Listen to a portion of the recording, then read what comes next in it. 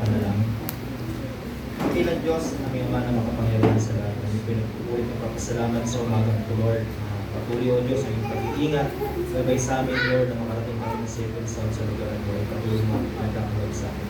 Thank you, Lord, sa biyaya mo sa pangalan ko ng iyong anak ni Jesus. Patuloy po kami malapit, patuloy po nagpapasakop sa iyong harapan. Hindi po kami ng paglilinis, Panginoon, sa oras ito. Na maging karapat-dapat kami sa oras ito, Lord. Makita mo kami ligtas sa iyong harapan, Panginoon. Continue to clean us, purify, sanctify us, O mga Lord. Patuloy po na sa maririnig namin salita na magiging kalakasang spiritual ng bawat isa, na makita ka namin, Panginoon, gano'ng pagkabuti, kadakila, Panginoon, sa kabila ng mga nangyayari sa mundo ng Lord God. You are still the God that never changes, Panginoon. Ikaw, Lord, ang aming itinataas sa umaga ito. Ikaw, Lord, ang aming pinaparangalan. Dalangin mo lang po, Lord, na patuloy mo kami gabi ng Santo Espiritu sa aming pag-aaral ng iyong salita. At ikaw, Lord, ang aming itinataas sa umaga ito. Pagkain namin ang tagumpay at ang iyong pag-iingat sa umaga ito sa pangalan po ng iyong Jesus. Amen and amen. Isang maulang umaga po sa inyong lahat. Amen. Tunay na ang Diyos po natin ay hindi nagbabago kailanman. Sa umaga po nito, tayo po ay dadako po sa mensahe ng Panginoon sa Isaiah chapter 42 verse 16. So ang tema po natin, New Beginning, Christ, our direction and life. Sabi po sa Isaiah 42 verse 16, and I will bring the blind by a way that they knew not. I will lead them in paths that they have not known.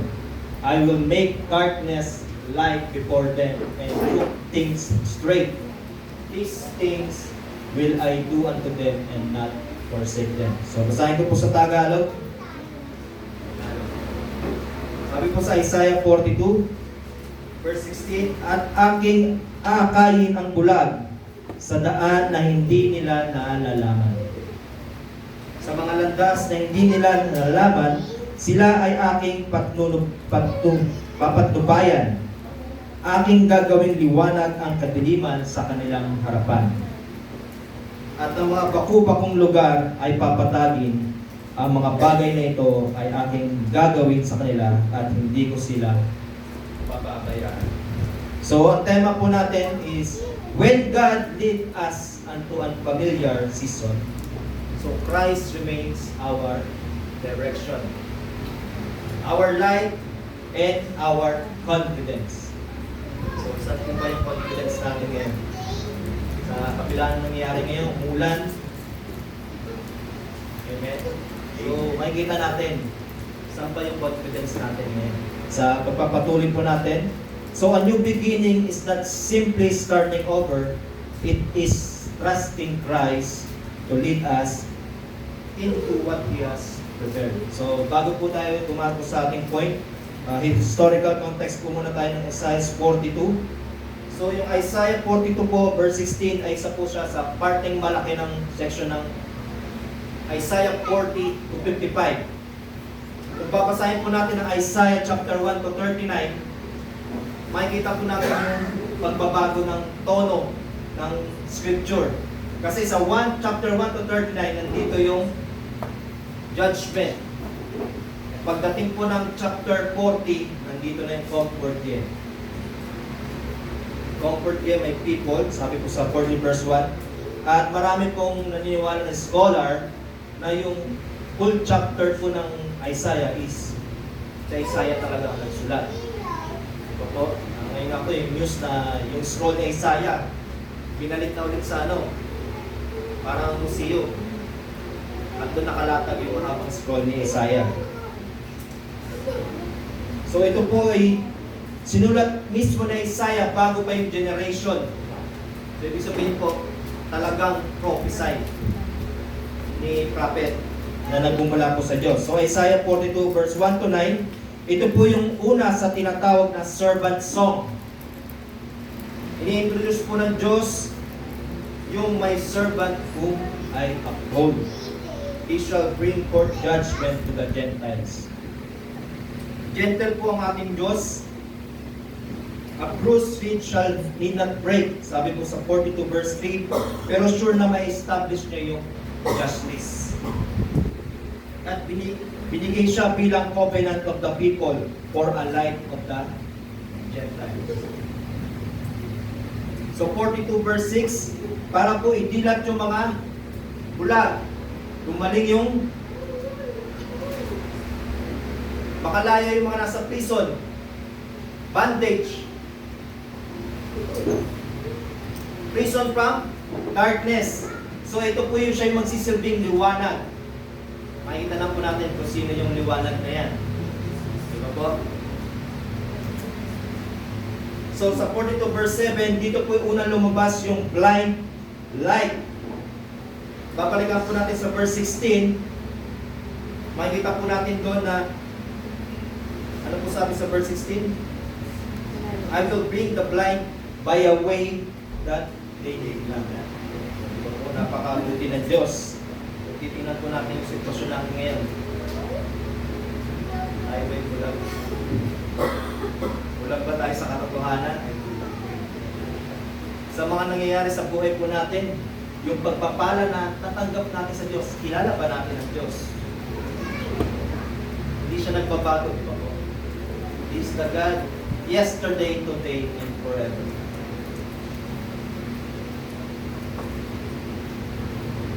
So sa Isaiah 42, 10-13, dito po yung may praise him na sumusunod, tinatawag yung coastland, wilderness, at mountains na kumanta ng new song sa Lord, celebrating him as a warrior na magtatagumpay laban sa kalaban.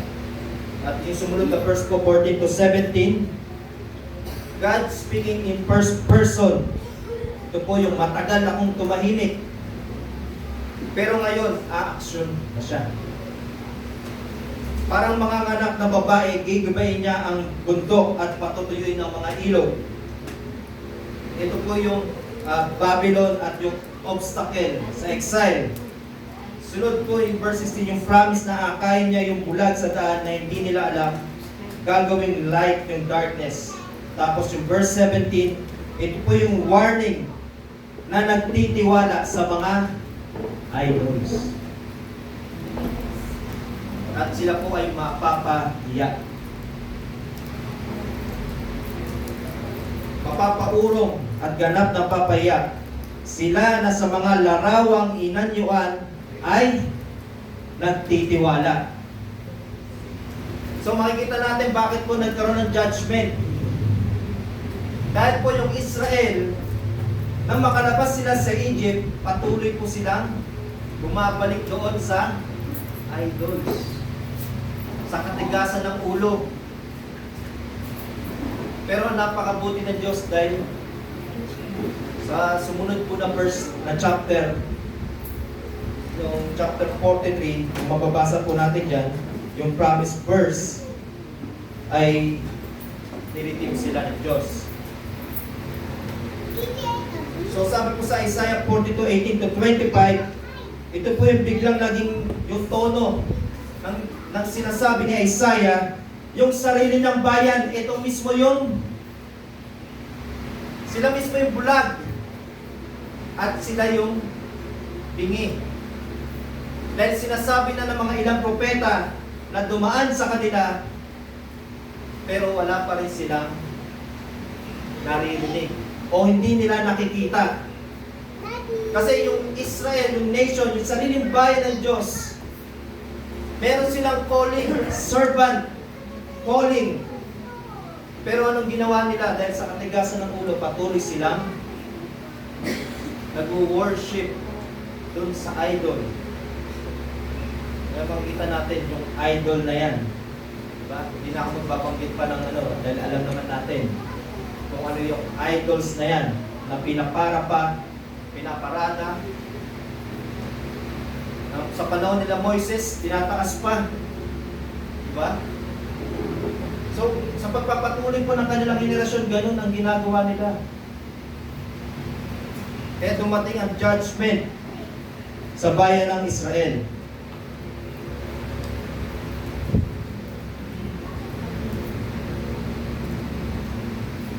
Kaya po sabi po dito yung sa chapter 43 ng Isaiah, "Fear not, for I have redeemed thee."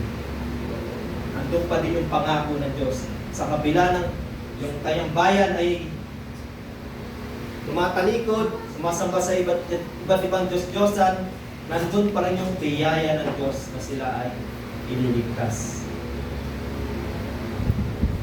So, sa umaga po ito, tayo po ay dadako na sa when the new beginning was not our plan.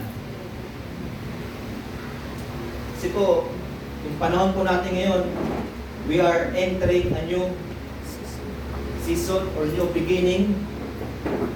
Minsan tayo yung nagsasabi na ito yung plano natin, ganito ang gagawin natin. We decided, we planned, at ito yung gagawin natin. Pero po yung minsan yung oras na ginagawa natin pagpaplano, is beyond our control pa sa nangyayari sa atin.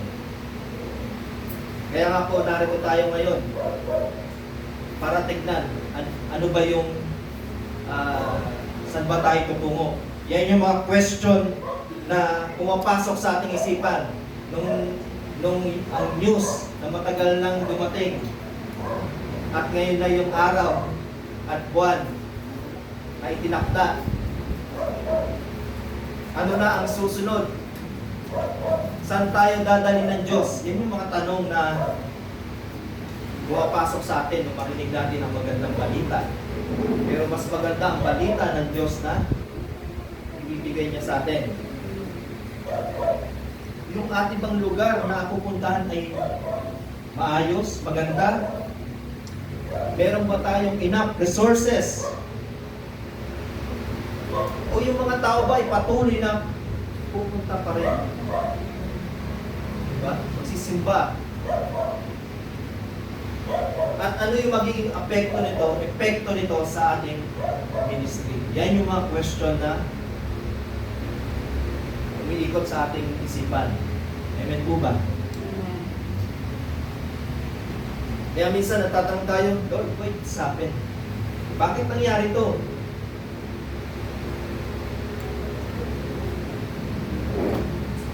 Huwag na tayo magturo-turuan. Tingnan na lang natin yung gagawin ng Diyos. Kalikuran na natin yung mga past na yan. Well, from new season, new beginning, hindi mo na dadalhin yung past. Yung mga nakaraan. Kasi dadalhin tayo sa panibagong season o yung chapter ng church na ito. Kasi po, ito po yung napakagandang tanong talaga na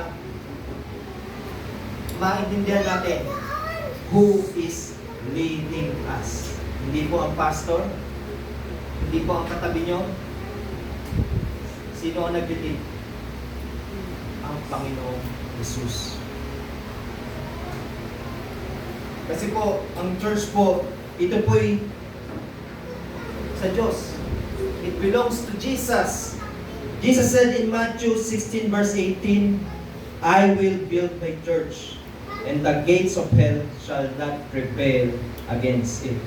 So, kung tingnan po natin, sabi ng ating Panginoon, "I will build my church." Hindi niya po sinabi, "You will build my church." Sino ang sabi? Ay, ang Panginoong Jesus. "I will build my church." So kung mga kapatid, yung confidence po natin ngayon ay wala dito sa building na to. Wala sa ating katabi. Ang confidence po natin ay sa ating Panginoong Jesucristo.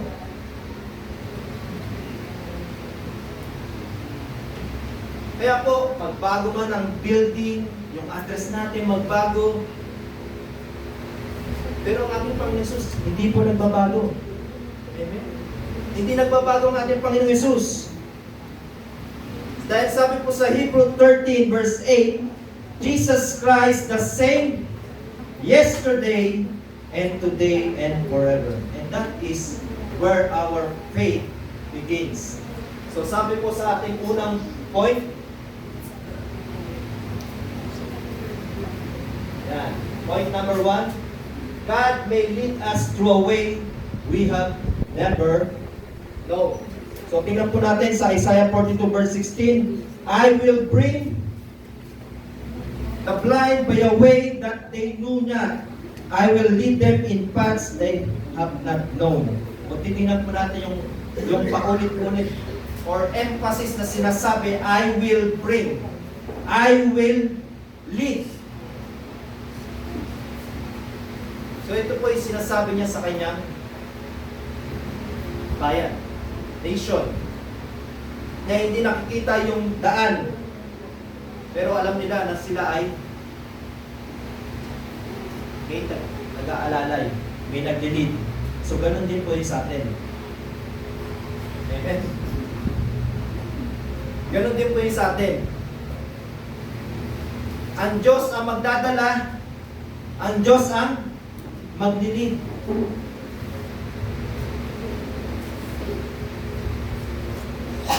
Nakikita po natin, yan yung faith. Yung faith po na hindi natin, kala natin, alam natin ang lahat. Pero hindi po. Ang faith po is, doesn't mean we know everything, it means we know the one who does. At kung sino po yun, ang ating Panginoong Hesus. Kasi nga po, next year, itong taon na to, hindi naman natin alam eh. Di ba? Hindi natin alam yung mangyayari. Hindi natin alam yung kung saan pa tayo dadali ng Diyos. Ano pang mga challenges na may encounter natin. Pero alam ng Diyos. Alam ng Diyos ang puso eh. Ng tao. And sabi nga po sa Proverbs 16:9, a man's heart devises the way, but the Lord direct his steps. Diba? Ang Diyos pa rin ang nagda-direct ng steps. We make plans, but God still direct yung plan. May plano tayo, magtatanim tayo ng isang puno. Lamunga, lumaki, lamunga, madami, pero dumating ang bagyo, natanggal lahat ng bunga. So yung bunga na yon, nag-scatter sa ibang lugar. So dumating yung panahon, yung isang puno na yun, dumami na. Amen? Paano kung gano'n ang plano ng Diyos sa buhay natin? Diba po? Nagpaplano tayo pero mas mabuti ang plano ng Diyos. Hindi natin alam, pero ang Diyos ang may alam ng lahat. Kaya nga po sabi po, kung papansinin po natin sa Genesis 12 verse 1, na sinabihan niya si Abraham, go! Diba? He is leading us somewhere we never have been before. Pero hindi po, hindi binigay ng Diyos kay Abraham yung complete map. Basta sinabi niya lang, go. Diba? Pumunta ka doon. Walang map pa nun eh. Diba? Walang, basta pumunta ka lang doon, hindi niya alam yung sino ba tong naririnig niya na nagsasalita. Eh, kilala natin yung pinagmulan ni Abraham na they worship idols. Pero sa kabila ng lahat, siya ay tinawag ng Diyos. At siya ay tinawag, sabi niya, go.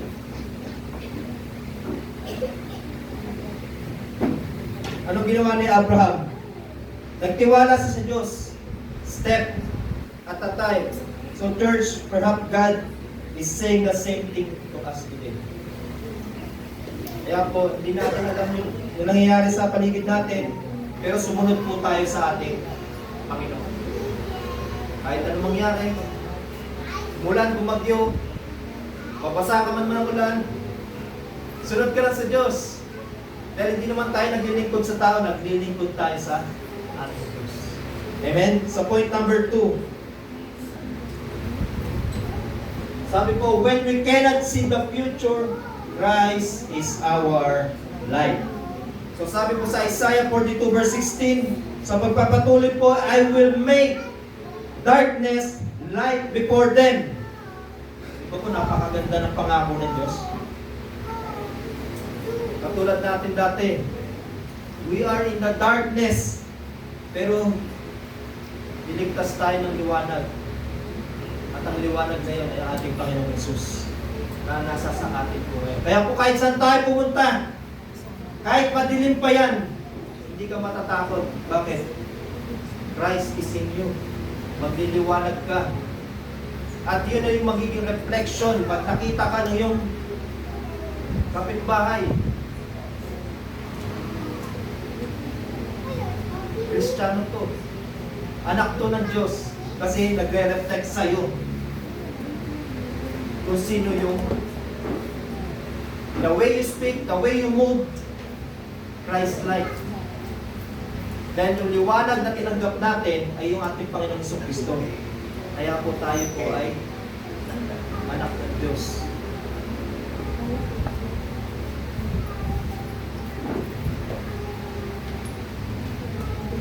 So God knows that there will be a moment na hindi natin makikita lahat.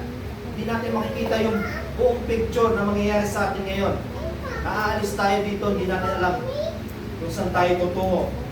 The season when the future looks dark. Tulad ngayon, umuulan, madilim. Anong oras na pero madilim pa din. Hindi natin alam kung saan tayo dadalhin. Kaya ako napapaisip tayo, isa napapatanong tayo, Lord, I need to see the whole picture. Gusto ko makita yung, parang excited tayo sa pupuntahan natin eh. Di ba? Pero hindi po ginagawa ng Diyos yun eh. Kasi sabi po niya sa Psalms 119 verse 105, Thy word is a lamp unto my feet and a light unto my path. Hindi naman yung sinabing, di ba? At a step ng ating paa. When you step forward, there is light. Amen? Kasi nasa unahan natin ang ating Panginoong Hesus. Kaya hindi tayo matatakot kung saan tayo dadalhin, kung saan tayo tutungo. Dahil alam natin kung sino ang nag-lead sa atin. At ito ang ating Panginoong Hesus. Lamp unto my feet. So a lamp doesn't necessarily illuminate the entire road. Di ba po? Kapag nagdala ka sa madilim, hindi naman entire road lumaan niya eh. It gives light for the next step.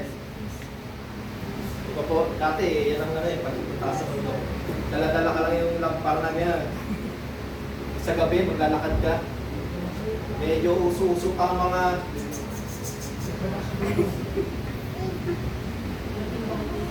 lalo na dyan sa bundok dyan, sa streets, mga kakawayanan dyan, uso pa talaga. Ngayon, nakulapog na sila dahil sa dami ng mas babagsik pa sa kanila eh.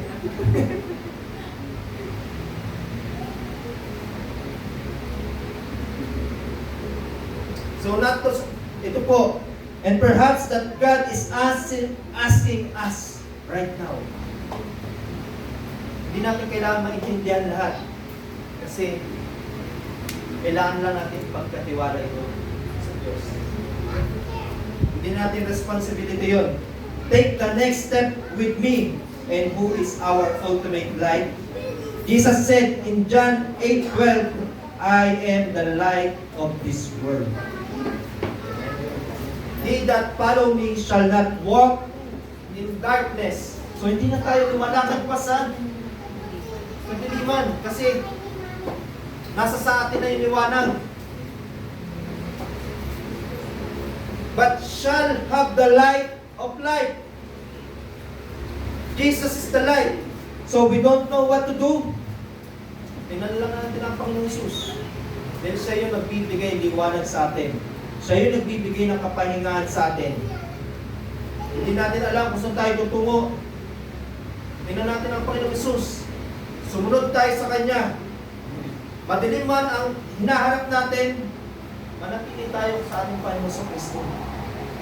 Kahit ano pa yung nangyayaring circumstances sa buhay natin, kahit ano pa yan, stay close to Jesus. Amen? Stay close. Huwag tayong bumitaw. Kasi pag bumitaw ka, talo ka. May iwan ka. So, stand firm sa pananampalataya po natin at let's focus on Jesus Christ. Amen. Sa point number 3, the church is not the building. Bakit po? Dahil po ang pinaka-head po ng church ay ang ating Panginoon sa Kristo. Amen. Our location may change, our head. Di ba po? Hindi nagbabago. Jesus Christ Himself. Sabi po sa Colossians 1 verse 18, and He is the head of the body, the church. Kaya po, kahit na magbago yung building natin, still, the Lord Jesus Christ never changes. Hindi nagbabago ang ating Savior. Kaya po, magbago man yung surroundings natin, continue tayo. We still praise Christ.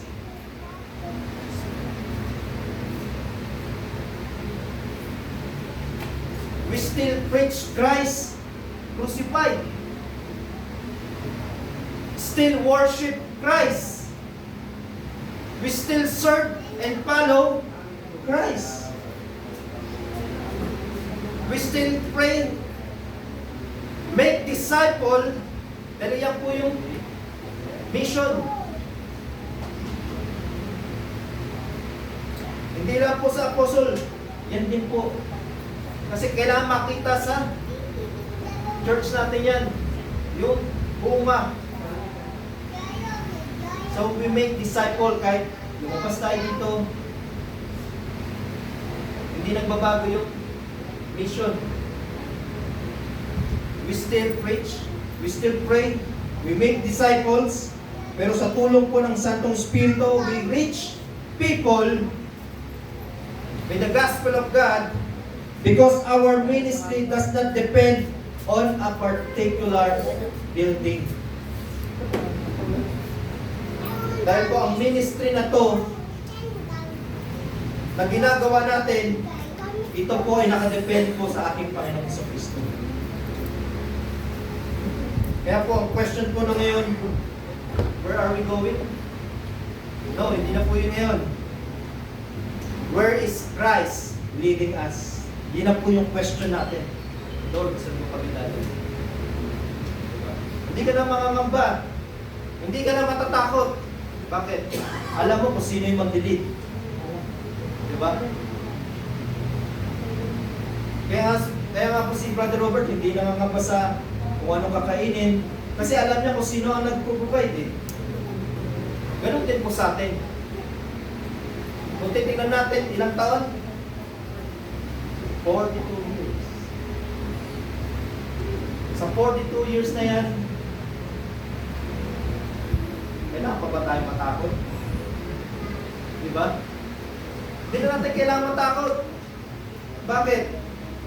Nakita na natin yung ginawa ng Diyos na biyaya, pagtatagumpay sa loob ng 42 years. Amen? Doon tayo. Stay focused on the Lord Jesus Christ. Because Christ is leading us. Kahit di pa natin alam yan, but for the better. Ito po, sa kabutihan ng church. So number 4, God can turn unexpected change into a new opportunity. So Romans 8:28, we may see a closed door, God may be opening another. Kaya po, we lost our place, wala man to. Pero kung paano po, iba ang gustong makita ng Diyos. Iba ipakita ng Diyos sa atin? Makikita natin, we are being forced to live. Dapat nga, pinabukasan nung isang natin, mati. Baka wala na nga dapat dito, di ba? Because we are being forced to live eh.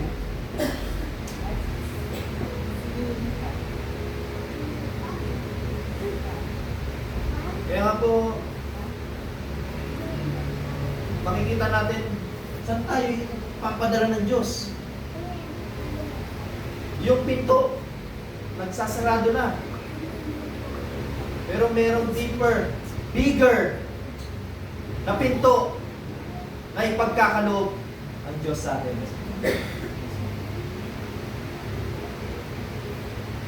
So yung 42 years na yan, one chapter ang LJC. See, next chapter na tayo. And we know that all things work together for good to them that love God. Sabi ko sa Romans 8:28.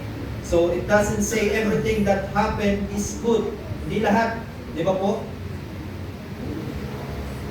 But it tells us that God is able to work everything. Kahit gaano pa ka dilim.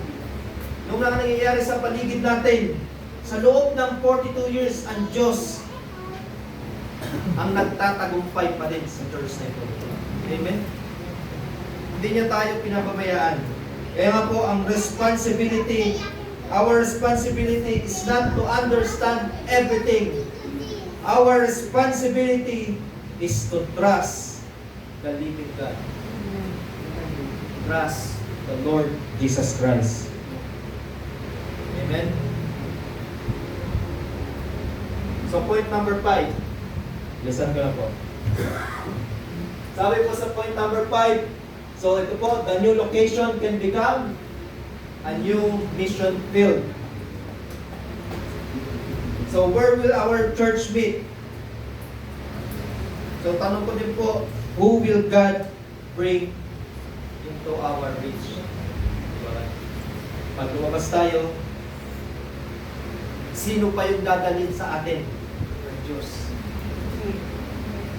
Hindi tayo mananatili sa ganito eh. Kaya nga po baka tayo pinapalabas na ng Diyos dahil there is a bigger mission. Hindi natin alam. Ang Diyos ang nakakaalam.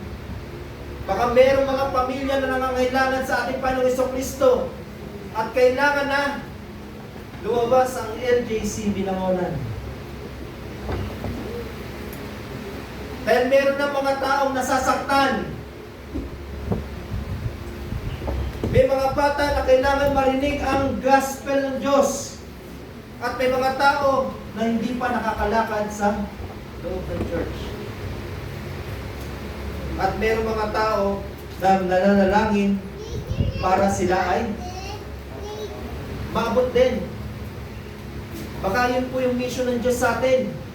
Hindi lang tayo sa online. Sa labas din. Amen? Amen. Nag-i-improve na. Kasi new generation, yung beginning ng LJC. So, God is not simply moving our church. God is expanding our mission. Sabi ko sa Acts 1:8, but you shall receive power after the Holy Ghost is come upon you, and you shall be witnesses. Diba po? Hindi lang tayo sa lugar na to. Pag nag-outside na tayo, doon na po yan. Magiging witness ka sa iba't ibang lugar. Na Binangonan. Baka hindi lang Binangonan. Baka mapunta pa yung iba sa ano? Sa abroad. Sa probinsya. Hindi natin alam. Ang Diyos lang ang makakalam. Where Christ placed His church, continue pa rin ang mission. Yung address magbabago, location magbabago, yung building natin magbabago, pero yung gospel hindi nagbabago. Yung Great Commission hindi nagbabago. At lalong hindi nagbabago. Yung Jesus still remain the Lord Jesus Christ sa buhay po natin na ating pinaglilingkuran. So point number 6, we must walk into this new season in unity. Ito sabi dyan, not what do I want, but ano yung gusto ng Christ na gawin natin. So ito din po is a time for us na magkaroon tayo ng unity, unified. Kasi po yung transition na to na nangyayari sa atin, meron uncertainty na talagang mangyayari. Ito po yung nagkakaroon ng takot. Diba? Baka minsan nga, high blood dito pa sa takot na nangyayari. Kasi hindi natin pa alam eh. Diba? Hindi natin alam. Kaya nagkakaroon ng takot. At yung takot na yun, nagkakaroon ng division. Takot, inervyos. Hindi na nagsimba. Natakot sa ulan. May bagyo.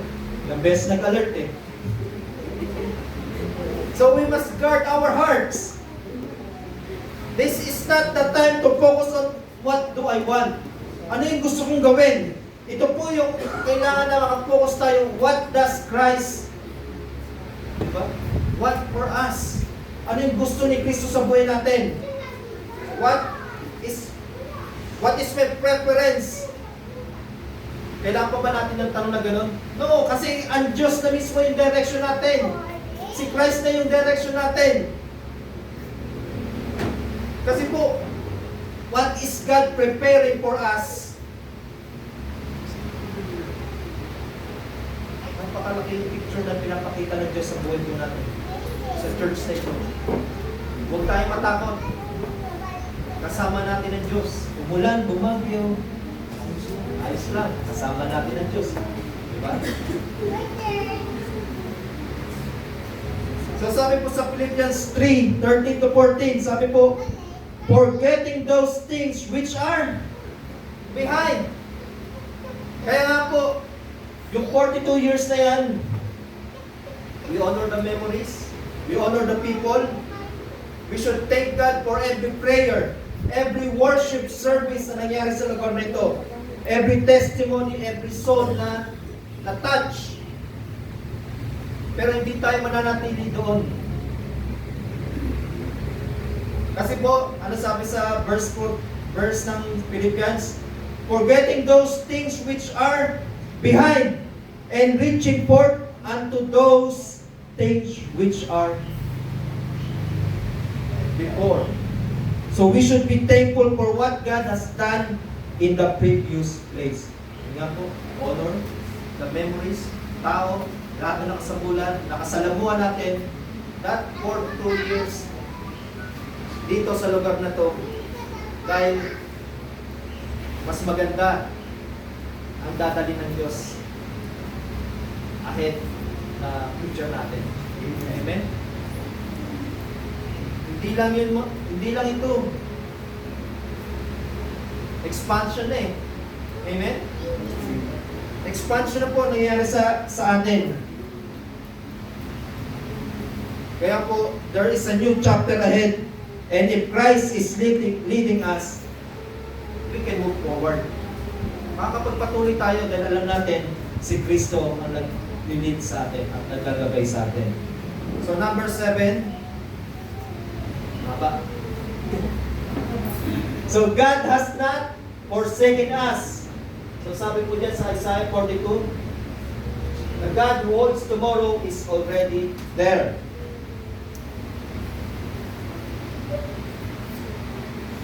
So sabi po sa last part, these things I will do unto them and not forsake them.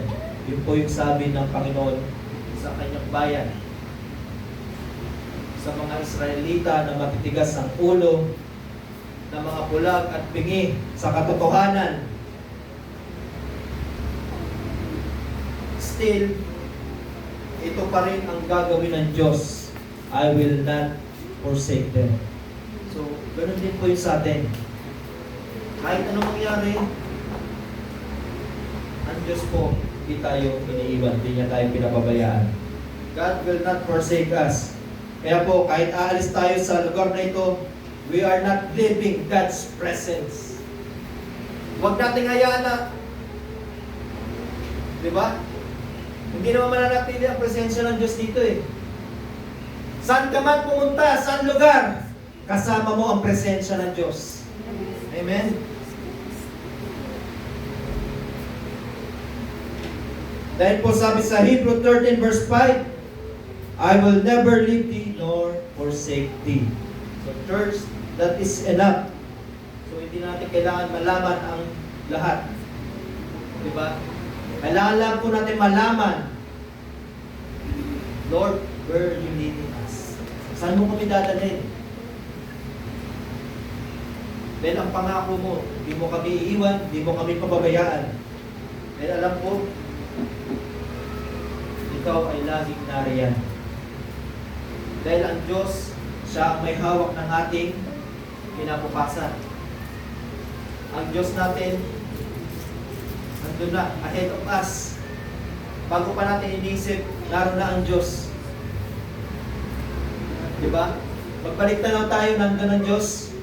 Ngayon, nandito ang Diyos. Kahit anong isip natin, naroon ang Diyos, hindi nawawala. Kasi hindi siya nagbabago kailanman.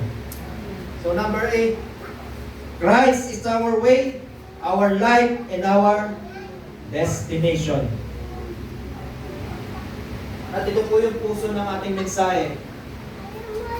Jesus didn't say, I will show you the way. He said, I am the way. Sabi po sa John 14, verse 6. Kaya po, magkaroon tayo ng confidence sa ating sarili. Tama po ba? Sa ating sarili. Magkaroon tayo ng confidence sa ating Panginoong Jesucristo. More of Christ, not more of me, more of you, but more on Christ. Dahil sabi nga po sa John 14 verse 6, I am the way, the truth, and the life. Hindi sinabi ng Panginoong Hesus, I will show you the way. Diba? Hindi niya sinabi, I am the way. Hindi niya sinabi na, ano eh, ituturo ko sa iyo ang katotohanan. Ano sabi niya? I am the truth. I am the truth. I am the way. At ako ang buhay.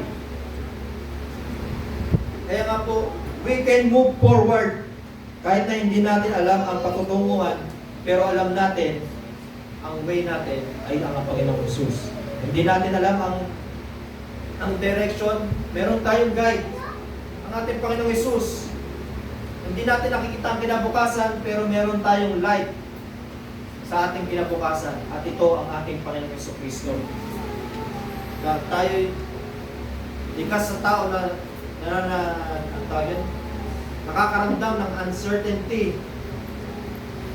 Pero alam natin na meron tayong Savior na hindi nagbabago kailanman. Amen po? So sa pagtatapos po, a new beginning with Christ. So we are not starting from nothing. Tandaan po natin, hindi tayo magsisimula ng panibagong yugto ng ating takbuhin ng wala. Kasi po, ang Diyos ang nagdala sa atin sa ganitong kalayo na. Ilang years? 42. Kaya po, the building may change, the address, surrounding may change, but Jesus does not change.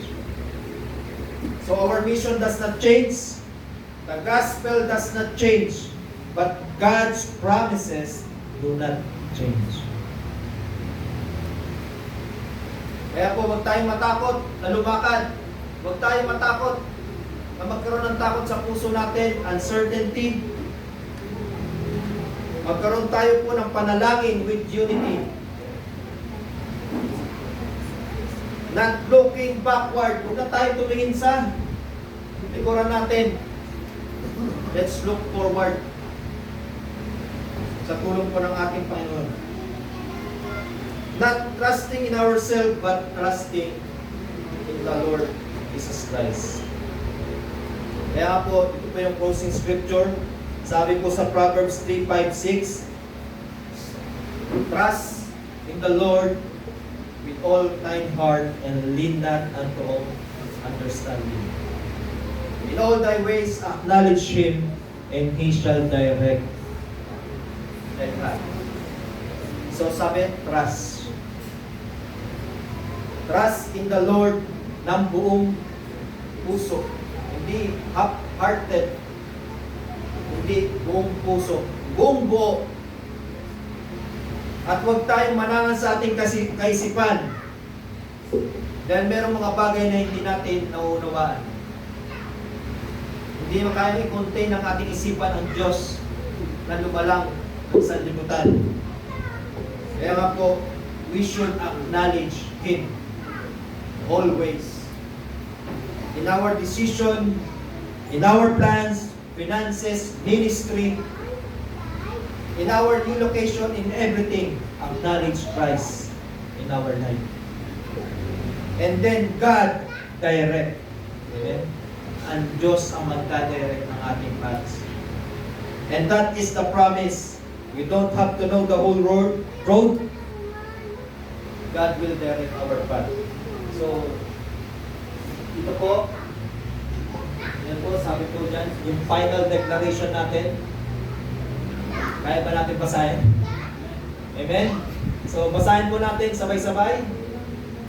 We don't know everything that is ahead, but we know who goes before us. We may not know the path, but we know the way. We may not see everything, but we have the light. We may be changing location, but we are not changing our Lord.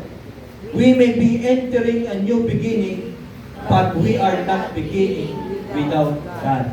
Amen? Christ is our direction. Christ is our light. Christ is the head of His church. And Christ will never forsake us. A new beginning becomes secure when Christ becomes our direction. Purihin po ang Diyos sa umagang ito at tayo po ay manalangin. Hallelujah. Dakila ka aming Diyos, Ama na makapangyarihan sa lahat. We thank you, Lord. Dahil alam ko, Lord, may plano ka sa bawat isa. Because you are our direction, you are our light ahead of us. And you are the head of this church, Panginoon.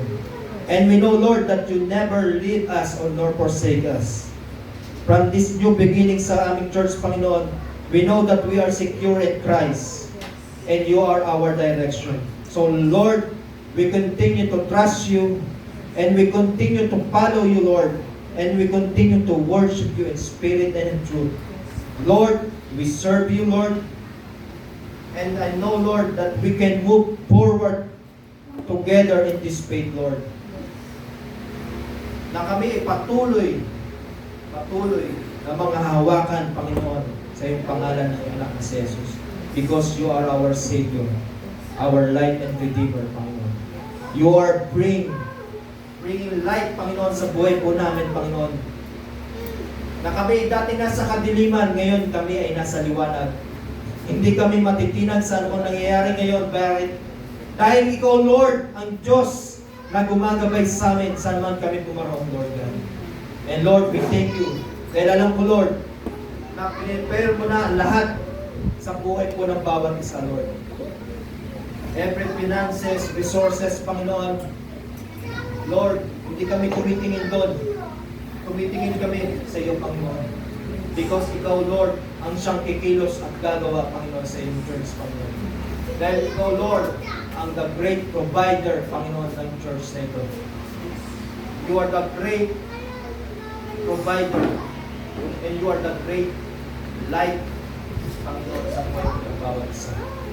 Lord, we thank you for the new beginning chapter ng church na ito, Lord, na nagkaloob mo sa bawat isa, Lord.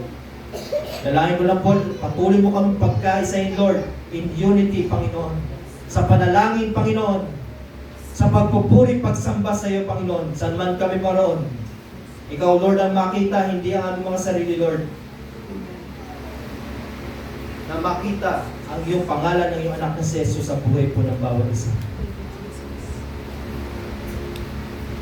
Na hindi building ang dala namin, Lord, kundi ang presensya mo, Panginoon, ang dala-dala namin. Kung saan kami pumaroon, naroroon ka. Kung saan kami pumaroon, there is healing, Panginoon. Kung saan kami naroroon, Lord, kasama ka namin. Gumagawa ng tanda at himala, Panginoon, sa mga pamilya, Panginoon, na hindi pa nakakakilala sa iyo. Gamitin mo, Panginoon, ang bawat isa, Lord. Alam ko, Lord, na in-equip mo na ang bawat isa.